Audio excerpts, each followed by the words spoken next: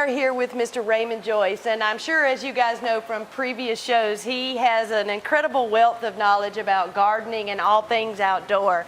And it's springtime and beautiful weather, and people are really wanting to get out and get started in their yard. So can you tell us just a little bit about how we should get started with that? Well, it is, and it's good to be with you today, and thank y'all. Thank you, TV35, always for allowing us to come on TV and do shows like this. It is spring. It is getting warm and all. Easter's a little late this year, but it's not too early to begin thinking about what you're going to be doing around the yard and garden.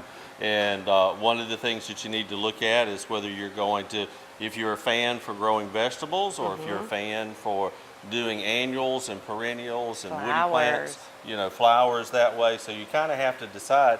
But right now is a good time to get started with everything, kind of get things cleaned up from the winter. If you're getting ready for a vegetable garden, you know, now's the time to plant things like our string beans, and also some of our cool things like some more greens, maybe a little bit.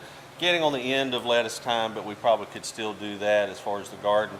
But a lot of the garden centers here in the county are getting full of new stuff coming in, and it's a good idea. We always encourage people to do a soil test on their vegetable garden to make sure whether or not they need lime.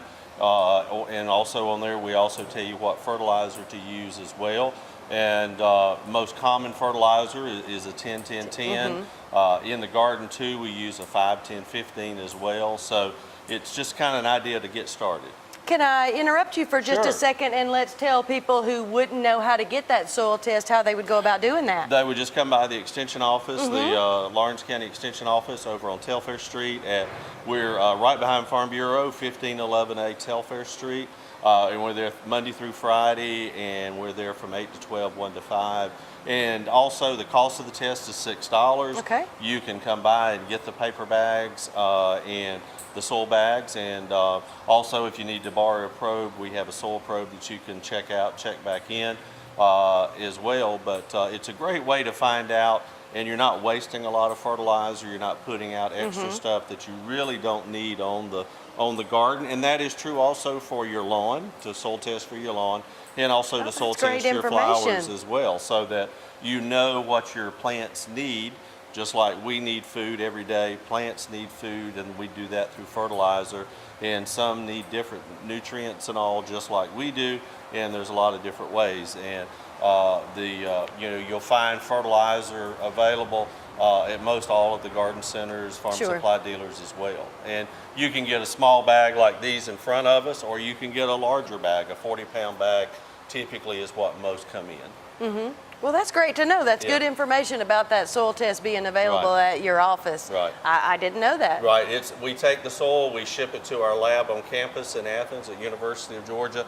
They analyze it, then we download the reports to our office, and we're able to either print it out and mail it to you in a hard copy form, or either we can email it to you, and a little quicker time if we can email it to you. That way you can have it, and then you can print it out. And then if anytime you get a soil report and you have questions, you can call me or stop by the office or email me, and we can explain that to you.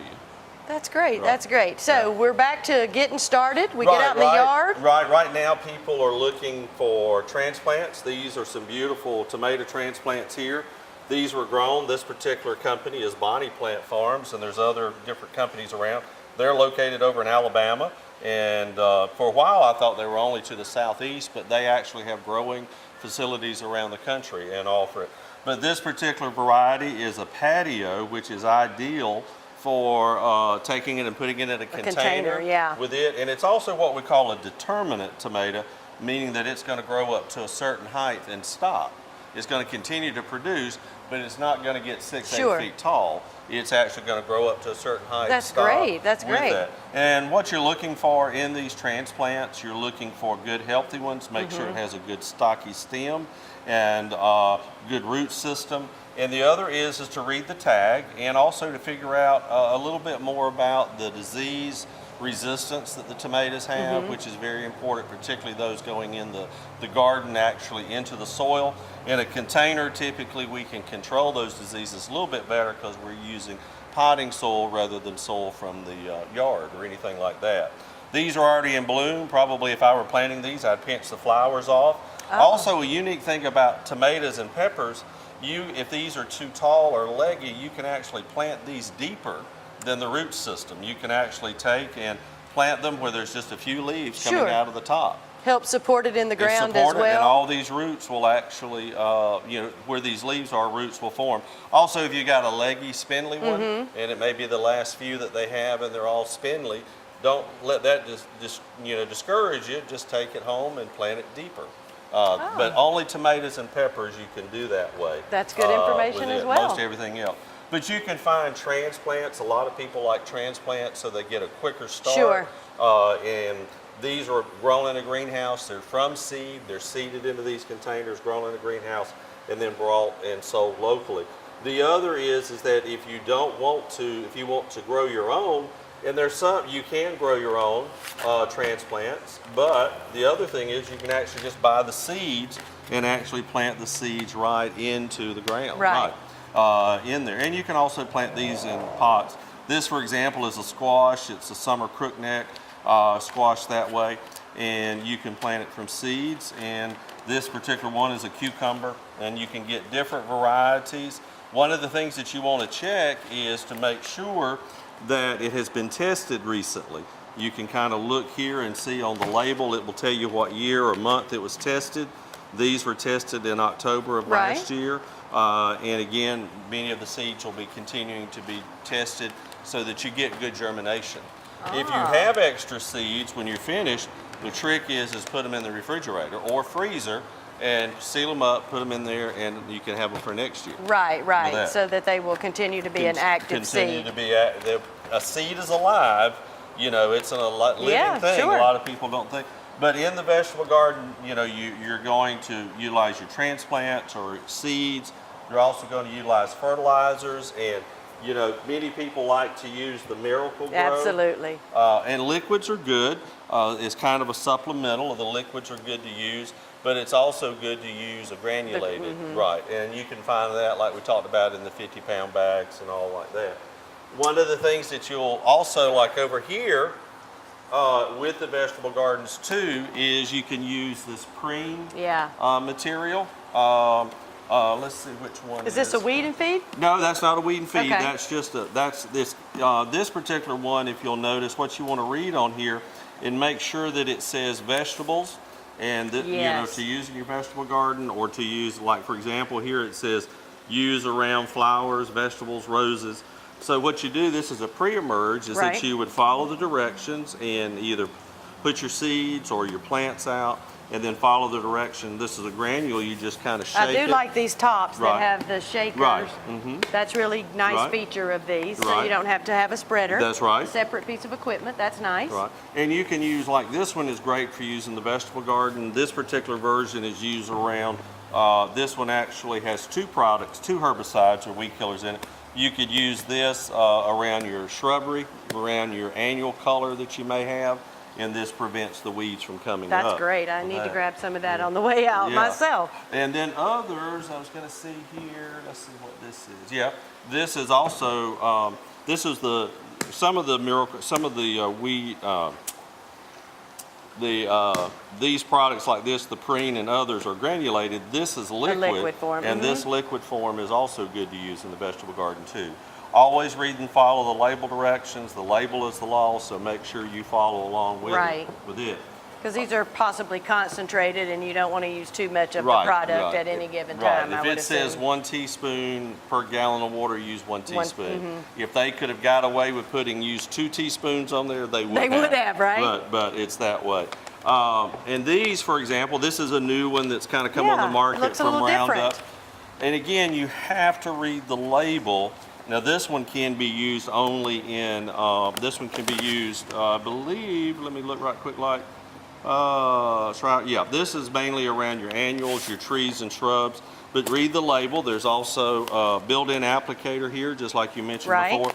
But a lot of the companies now, like Roundup is a brand, and right. they're coming out with their own line of products. Different products, exactly. Just because it has Roundup on the label doesn't mean it's glyphosate, which is the weed killer. Right, right. So you have to be careful with that to make Yeah, sure that's good with to it. know. But looking at a lot of the companies, both on the homeowner side and on the farming side, a lot of them have bought each other, they're merged together, Sure. and so a lot of these products will change. And a lot of times they'll change the color of the container, the brand and all. For example, Bayer Advance, which was a good is a good and continues to be a good homeowner line of pesticides, insecticides, fungicides.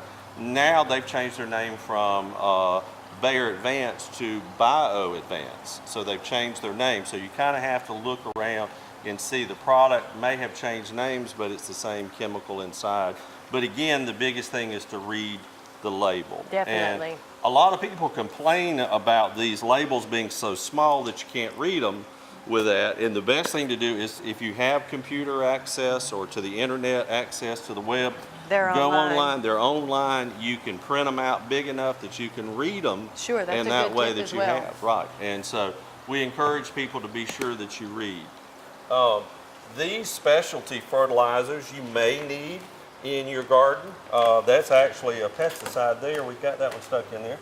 But these different fertilizers, you might need them for vegetables, but also you might need them for your flowers and shrubs and trees and all like that as well. So these, a lot of the manufacturers have gone to smaller bags like this so that homeowners won't have a lot stored around, and also you may not need a big 40 or 50 pound bag of them that way.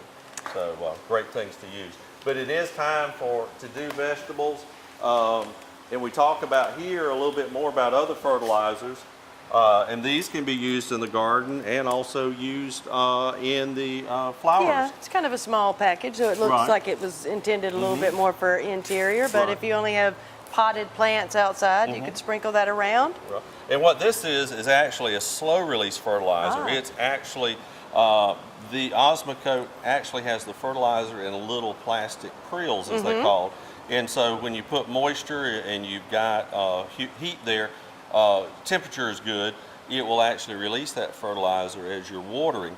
And so this does not burn as quick as, say, if we took a bag of fertilizer, 10-10-10. Yeah, I've done that You've done that accidentally before accidentally? to my plants, and they burnt up in the middle, and that's not a good thing. Yeah, and that's where you can use these slow release fertilizers like that. And just going back to like our transplants here that we talked about earlier, when we put these in the ground, we don't want to put any fertilizer in there like a 10-10-10 because it will burn the roots. Oh, but that's good to know as well. Right, but you can take the slow release Sure. and put in there and it will not burn the roots. But what about, like, sometimes I will put them in the container, I'll take them out of this and either put them in that container or in the bed, and I will mix up a little of the, granular Miracle Grow. Is that okay? Well, and really the Miracle Grow itself, you can do it that way, but in most cases you always want to mix it with a water and liquid in there. If you're going to put something in there, I would go toward more something like this slow release. And you can actually buy fertilizers that actually have a slow release fertilizer in there. If you go buy a potting soil or like that, you can find that. Miracle Grow has some. I've seen that one. That have that slow release already in there. But instead of mixing that granular, and again, it might get by, and I'd have to sit down, and it's been a while since I've read the complete list of these, but this is real good to use on vegetables. It can also be used on plants as well. This particular one is more for roses and things like that specifically. Yeah. They have more of that. And the packaging looks a little different, so that would alert me that there's something going on there. Right. And you can look at these two products, and again, this is just one brand, for example. This one is geared toward more vegetables. This is geared toward more flowers. A little bit of everything. So you've got that option there as well. So, and again, if you don't need a lot, you can get the little small ones, that little bitty ones that way. But with it, they also provide. This is another fertilizer. I've seen the Super Bloom. How do you feel about that? Well, it's good. Yeah, it's very similar to. It's basically a water-soluble fertilizer. You mix it much like you would with the Miracle Grow with it. You mix it, and again, it has a little different analysis. Right, I see. Yeah. 1255.6. Right. Do you That's know a new what number. these mean? I'm going to say no for the benefit of the audience. Oh, okay. I know you know, but you're just Yes, too. Oh, okay, yes. that's right. No, the first number when you look at a fertilizer bag, you know, for example, this is a 1255-6. That first number stands for nitrogen. Okay. That's gives you a percentage of how much in a percent form, how much actual nitrogen is in that product. Right. And then the middle number is phosphorus, which is important for root growth and flower growth. That's your middle number in a percentage, and then your final number is potassium, or potash, as some people will call it. And that I've heard of actually that. is in a percentage as well. Just like your 10-10-10 fertilizers, they have 10%, 10%, 10%, and that's what you'll see with it. But the N, P, and K is what you're looking at. Right. Nitrogen, phosphorus, potassium with it. And that's what we call a complete fertilizer. If one of those numbers are missing, like it's a 0, then we call that an incomplete. That would make sense. Yeah, incomplete that way. But spreaders, whirlybirds, kind of things like that you can use. You can use this for your fertilizer. You can also use this for insecticide and fungicide applications if they're granular. And also, you always have the the standard pump-up sprayer where you mix it up and all that as well.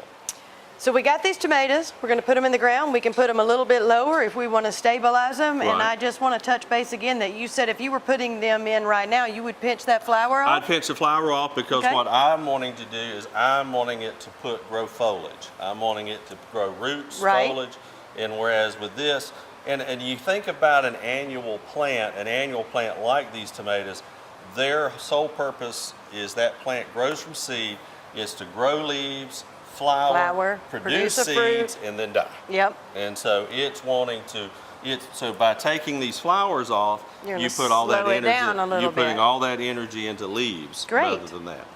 Good And information. you can do that. And so again, yeah, I mean, right now you can get a good selection and continue throughout the spring, look for those. Now it still may get a little cool in the month of, in the next month as we cross over this weekend. Yes. But make sure that you can cover them with a piece of a blanket or a sheet or something like that. If you got them in containers, just bring them back in that way. Because I know there are a lot of almanac people out there and people who are really superstitious about planting before Easter, something that Right. you had mentioned earlier. So Right. just if you do put them out, just make sure you can put a cover on them if we Right. need to, because we may not be out of the woods just yet. That's exactly right. And that's the thing with, I grew up, my dad, granddad, all of them, they planted, Good Friday was the day that they planted. Sure. And probably most of your garden centers, farm supply dealers, that's going to be their busiest day Yeah. of the spring to start the spring season because people are going to get those. And Easter is late this year. Yeah. And so again, you just kind of have to play it by ear. You want the soil to be warm enough that it'll support root growth. And some will take that cold, but things like okra, you really want to wait till late, probably May before Okay. you really put that Oh, in. okay. So that Yeah, that ground's is good late, and warm. in my That's when we mind. plant cotton. Cotton is planted that time, and cotton and okra in the same family. So we like to put those in warm soils. Good to The know. hotter, better. Well, great. Pests, what do we Okay. kind of look for? We know we have a problem if we've got things planted and Right. Well, with the tomatoes, one of the things that you'll look at is aphids, or what people call plant lice. You can look at them and see they have a piercing, sucking mouth part. So, kind of look around. They may be on the back of the leaf. You'll see there. The other with these that you'll see sometimes is stink bugs. As the fruit comes yes, on, yes. you'll notice some yellow spots on the fruit, and there's hard spots there when you slice the tomato or peel the tomato. Yes. So stink bugs, as you start noticing stink bugs and leaf-footed bugs get on there, then you need to look for an insecticide that is labeled for use on tomatoes. Right. And spray it. The other thing is you have the tomato hornworm, is that big old tomato worm that actually has that little horn on its rear end. Yes, yes. They can eat a lot of your foliage before Overnight. You know, overnight. So One you day. Right. Whoop. So you have to look for those. Sure. But knowing the plant, just like that's a great question that you asked. Knowing each vegetable, because there's certain pests that attack each vegetable, and knowing those. But the most common things that we see in vegetables are your aphids, and then your stink bugs that you'll see as well. Yeah. And so making sure, checking them. A lot of times we can take the water and just water it off, knock them off, but sometimes we have to use a pesticide. Right. Oh. And one thing okay. on pesticides, we had it right here. Just like for here, this is a dust material here. What you want to look for is garden pet, livestock dust. This is a dust, but what you want to do again is read that label on the back, and it will tell you how many days after you make this application of a pesticide, whether it be an insecticide or fungicide, how many days you have to wait before you can consume pick it. Consume it. Yeah, right, sure. Before you pick it. Now, is this like a natural product, kind of like the deciduous earth, that you can kind of put it on animals? No, this has got permethrin, which is a synthetic, it's a pyrethroid. It's a man-made product. Okay. Now, your diatomaceous earth that you mentioned, it is basically ground up dead sea creatures that you have.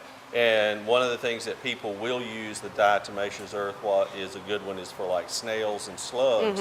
And those snails and slugs, as they crawl across it, those shells are so jagged that it cuts them that way and with that. But you can use, there are a number of different products. You know, you don't have to use a man-made product. You can use an organic product, or you can just pick them off and do it that way if you have a small self-treat. Right. Sure. A lot of times, for example, if you have tomatoes growing and you have a tomato hornworm on there, instead of going and spraying it, just pick him off and throw him away, or take 2 bricks and squish him together.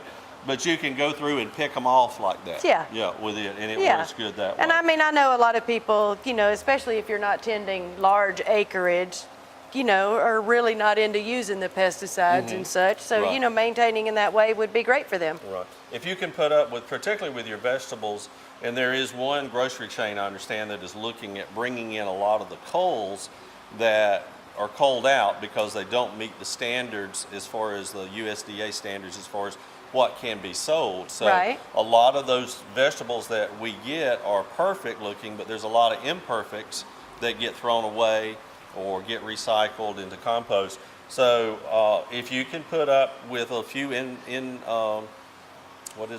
imperfection of your tomatoes or your fruit, they're just as fine to eat. Those imperfect fruit are just as good as other. Few bugs, stung, stuff like that won't hurt you anything that way. What a wonderful wealth of knowledge. I've learned several new things today, so thank you so much for speaking us today. You're welcome. I think this weekend people really are going to get out and start putting these plants in the ground, so hopefully we've given them something they can work with. Hopefully they've got some ideas. They can check with us at the Extension office and get some more information. They can also go on the line to our website and look at different information related to that. Just type in UGA Extension and it will pull up and you can look at the various publications, and also talk with your local garden center, farm supply dealer. A lot of their employees are very knowledgeable about what's going on as well. But yeah, spring is here and it's time to get out there and have fun, getting out there and planting and doing things with the family, and get your kids involved as well with it. That's a really great idea as well. Well, I'm excited for the weekend to come, and thank you so much for being here. Well, you're welcome. Always a pleasure. Thank you.